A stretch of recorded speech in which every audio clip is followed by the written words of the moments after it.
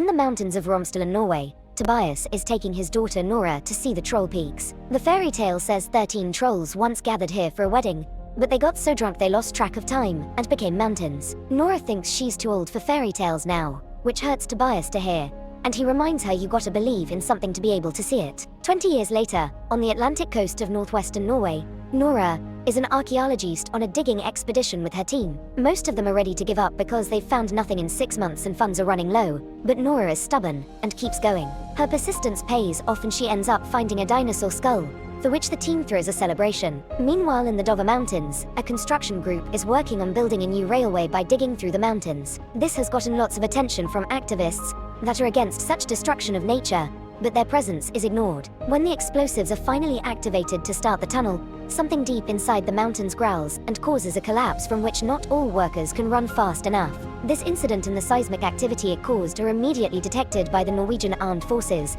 who send a reconnaissance aircraft to investigate. Sigrid is in charge of managing the cameras on those aircrafts, and quickly puts together a series of visuals that she shows to her higher-ups, who decide this is big enough to alert Prime Minister Berit. On her way to the base, Berit is informed of all the damage caused by unknown forces and shown the images they took, which Berit's advisor Andreas thinks look like footprints. Berit finds it amusing but unrealistic and gives Andreas 2 tasks: to keep the press away from this information and to find some scientific experts that could help them with this problem. Moments later, a helicopter is picking up Nora in the middle of her celebration, asking her to come with her to see a matter of national security. Andreas welcomes Nora to the base and takes her to a secret meeting, where Berit, the most important military leaders, and a few other scientists are discussing the possible reasons behind the incident in the mountains. When Nora presents herself as a paleontologist, she isn't taken very seriously because dinosaurs are extinct, therefore they couldn't have been the cause of this. While the team doesn't reject the possibility of a military attack from another country yet, so far the reports seem to favor the theory of the cause being geological in nature. Pictures appear on the screen showing a crater and indentations on the landscape, which prompts the scientists to throw theories like sinkholes or subterranean pockets of gas. Nora interrupts them to point out those craters are clearly footprints, but once again, she isn't taken seriously because footprints would mean monsters, which is a stupid idea. Another interruption comes from Sigrid, who has hacked into the phone of one of the activists and has found live footage of the incident. The destruction is quite disturbing to watch, but before the others can go back to their gas theories, Nora makes Sigrid play the video again, more slowly this time. There's a clearly roaring sound in the background, similar to an animal, and in the shadows among the falling rocks, there's a huge and mysterious humanoid shape. Meanwhile, in Leicester, an old married couple wonders what's gotten into their dog, who won't stop barking. Suddenly, the entire house starts shaking, so the couple runs to hide in their basement before everything starts to crumble and the power goes out. Once the shaking stops, the couple comes out to find their house completely destroyed, although the dog at least is okay. Back in the base, the leaders still refuse to believe the footprints could have been left by some kind of giant creature, and Nora points out that whatever it is they need to take action against it instead of sitting on their butts and arguing for hours. Berit is impressed by her attitude, and makes Nora the official scientific advisor. Then she's asked to go with Andreas to Leicester to check out the latest incident. On the helicopter, Andreas asks Nora how she became a paleontologist, so Nora tells him she's loved nature since she was a child, and her kiddie love for fairy tales evolved into wanting to look for the real monsters underground. When they arrive at their destination, shocked by the damage to the landscape, the military is already securing the area, and Nora is welcomed by Captain Christopher, who shows them the tracks that came from across the river and into the valley, then make it 2 miles south into the mountains before simply stopping. The soldiers did a full sweep of the area, but they found no other clues. Nora asks the old couple some questions, but they didn't get to see much because a giant moving figure was blocking the sun. They did hear something though, a loud howling that sounded like a very sad melody. Afterward, Nora takes a closer look at the damage and notices a very strange and strong smell that she decides to call hypernature. She also uses UV light to look for biological traces, but she finds nothing other than earth and stones. Nora asks to be taken to the place where the tracks suddenly stop, and the thermal scanner shows no signs of life, only mounted. So she takes Christopher and Andreas to see Tobias, who comes out with a firearm when he sees strangers on his property, especially an armed soldier. After Nora makes him realize this is the daughter he hasn't seen in years, Tobias accepts to let them in, although he'll have to put on some pants first. Tobias' house is filled with paperclips and research that show his obsession with finding a mythical creature known as a troll. Nora stops him from talking about all his theories about trolls being real and the witnesses being silenced, and asks him to concentrate on the footage she proceeds to show him, explaining she thinks his old work may have some clues. After all, nobody knows these mountains better than him. However, Tobias thinks this footage proves his troll theory is real, And when Nora points out scientists would have already found troll DNA if they actually existed, Tobias reminds her that the Christianization of Norway got rid of all the mythical creatures, and when he was about to reveal it all, Tobias was sent to the loony bin. He thinks the people in charge have always known, and fairy tales were written to make trolls look evil and dumb, when they're actually pretty smart. Nora can't believe what she's hearing, but Tobias is too excited for objections and joins the team to continue the investigation. When they arrive at the area where the tracks stop, Tobias immediately notices that the topography is all wrong and doesn't match the maps. He also points out this is like being on an adventure together again with his daughter, but Nora doesn't want this to be some kind of reconciliation. Suddenly, the smell of hypernature hits their noses and the sky darkens as the mountain behind them opens an eye. It turns out both father and daughter had been correct. The creature is indeed a troll, and its ability to camouflage has allowed him to pretend to be part of the mountain, explaining why the topography was wrong. The troll stands up, showing its mighty body, and roaring at them. Thus the team runs back to the helicopter to get away. They still manage to get the troll on camera though, and when the base gets the transmission, they can't deny the truth any longer. Christopher takes the group to his military camp in order to call the base to inform them of what they've learned. Nora continues to use the words unknown creature not to look crazy, but Tobias interrupts her to tell everyone that it's a troll that got bothered by the construction in the mountains, which Tobias considers a mockery of nature. The leaders consider him to be crazy, and kick him out. But when Nora asks for more time, she isn't heard either. They're worried about the safety of their country, so they'll go ahead and prepare a military operation. Afterward, Nora is furious with her dad for ruining it all and wants to leave, but Tobias changes her mind when he explains he knows this isn't a fairy tale. Night has fallen over Hedel by the time the whole military operation makes it there. While they wait for the troll to appear, Tobias and Nora remember the old fairy tales they used to share during their adventures, and the two of them finally reconcile. The troll shows up a moment later, but when he gets close enough he stops moving, and Tobias is sure the creature knows they're there. The soldiers open fire on the troll, ignoring Tobias' warnings that it'll only make him angry, but the bullets and the explosions do nothing, and only cause it to attack back, just like Tobias predicted. Everyone begins running away as the troll destroys everything in its path, including the cameras that were transmitting the operation to the main base. The team hides behind a tree with a wounded soldier, and when they're about to move away, the troll reaches down and grabs the soldier to eat it.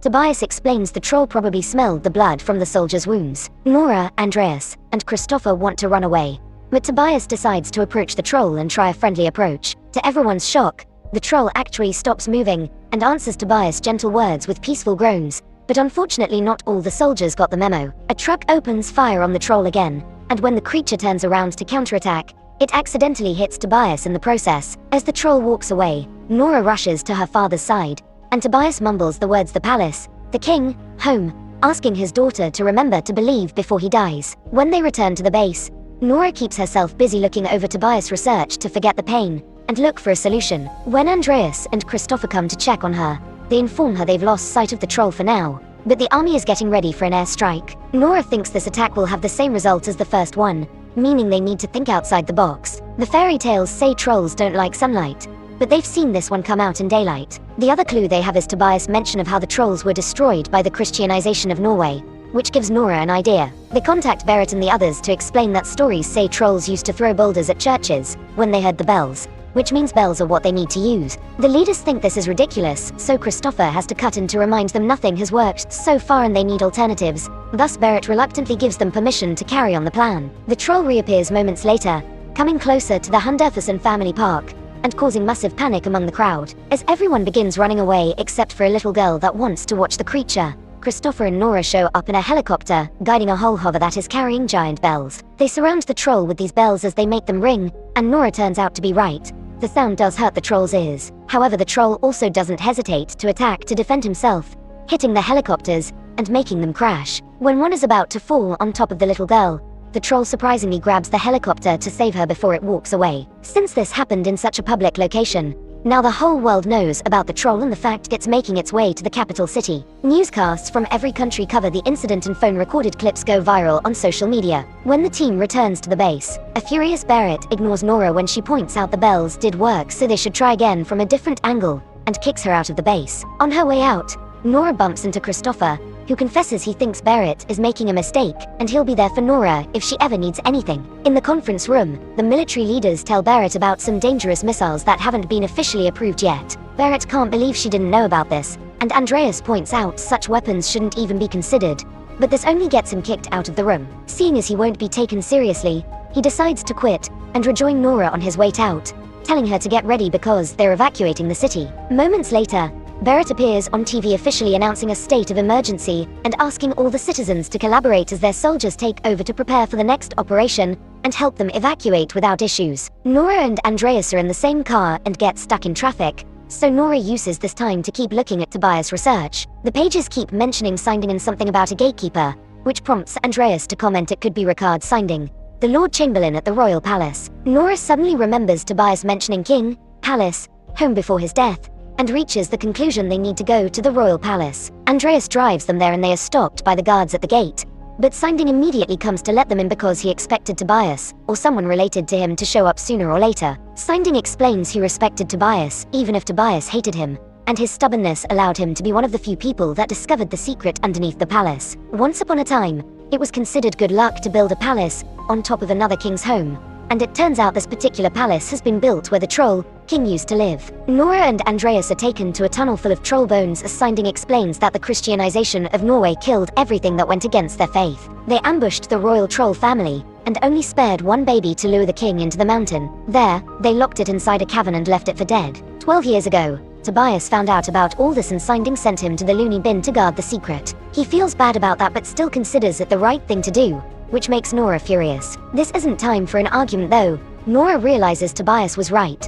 The Troll King is coming home to the palace, and they need to stop it. While looking around the bones, Nora notices her UV light is damaging them, which means the stories were right about sunlight after all. They've seen the troll out during the day, but they haven't seen it under direct sunlight because of the clouds and the mountains. Andreas points out they can't control the sun, but Nora has a plan, and she calls Christopher to get his help. He will put up a special trap while Nora and Andreas lure the troll to it. Meanwhile, the troll has arrived at the city, and once again the military attacks do nothing to it, so Berit approves the use of the missiles. Sigrid notices the leaders are getting ready to launch those missiles, and calls Andreas to warn him, which means they need to find a way to buy time. Andreas asks Sigrid to try to hack into the army's system to stop the launching while Christopher is ringing the alarm system all over the city. This brings all his soldier friends to his location to help him with the trap. Sinding helps as well, asking the guards to put one of the troll's skulls on the biggest truck they have, which Nora and Andreas will drive around the city to lure the troll away from the palace. It takes Sigrid a few tries to get into the system, but once she's in, she immediately stops the missiles, giving Nora and Andreas the time they need. When the troll comes closer, they finally take off and reveal the skull on the back of the truck, which causes the troll to roar in anger and go after them as planned. Nora calls Christopher to tell him they're on their way, prompting him to offer a motivational speech to his soldiers in order to keep them brave when the monster finally appears. After lots of crazy driving through the streets of Oslo, Nora and Andreas reach the highway, only to accidentally lose the skull in the process. The troll stops running to pick it up, letting out a painful grieving groan for its children before it notices its reflection on a building. When it tries to touch the glass, it breaks and the sudden shattering noise startles the troll, causing it to accidentally drop the skull, which breaks into a million pieces. Furious, the troll roars in pain, making Nora feel how sad it is over being the last of its kind. The creature comes after them for revenge and Nora goes back to the original plan of driving away, dodging all the destruction the troll is causing the best she can. At the base, Sigrid's hacking is discovered and her computer is taken away so they can restart the system. Seconds later, Nora and Andreas make it to the area with the trap, so they jump out of the truck to finish luring the troll right to the center as it steps on the vehicle. The troll tries to step on Nora next, but at that moment, the soldiers activate dozens of UV lights that surround the creature and start burning it. The plane with the missiles is coming closer too, but the pilot hesitates when he sees civilians on site. An argument begins at the base to see if they should abort or not, inspiring Sigrid to punch the idiot that doesn't care about his citizens, and the operation is effectively aborted. Berit and the other people at the base watch on their screen how the troll is slowly dying, and Christopher's soldiers are already celebrating the victory. However, Nora can't stand hearing and seeing a life suffer like this and turns off the power to save it. The soldiers get ready to shoot, but Nora stops them too before approaching the troll the same way her father did, gently asking it to go back to the safety of the mountains. The troll stares at her, considering her words, but before it can react, the sun begins to rise, and it burns the troll until there's nothing left but rubble. As everyone basks in their victory, Andreas jokes about what they should call this new monument or hill, and Nora decides it shall be the Tobias Boulder. When Berit arrives a moment later, she thanks Nora for her work. Andreas reminds the Prime Minister that he quit and announces he'll be a writer. Then when he walks away with Nora, he wonders if there may be more creatures hidden in Dover. Meanwhile, deep in the mountains, something is starting to move under a pile of rocks. What's your thoughts about this movie? Let us know in the comment section. Subscribe and turn on notification to get more movie recaps. Don't forget to like and share this video.